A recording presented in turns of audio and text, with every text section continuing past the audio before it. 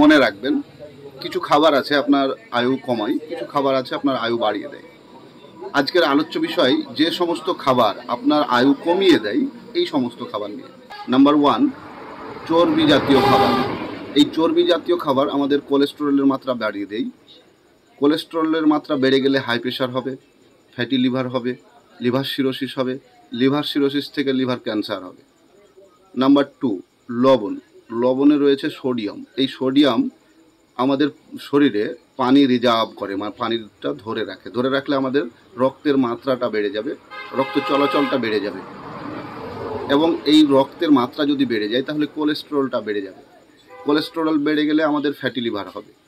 এখান থেকেও স্ট্রোকের মাত্রাটা বেড়ে যায়, এবং আমাদের এই সোডিয়াম কিডনিতে ক্ষতি করে, মানে কিডনি নষ্ট করতে, যদি আপনার কিডনিতে কোনো সমস্যা থাকে তাহলে কিডনি নষ্ট করে দেবে।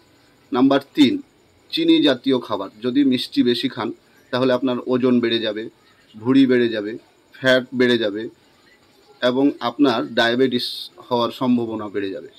এই ডায়াবেটিসকে আমরা বলি সকল রোগের উৎস, অর্থাৎ সকল রোগের মা। এই সমস্ত খাবার খেলে অবশ্যই আমাদের আয়ু কমে যাবে।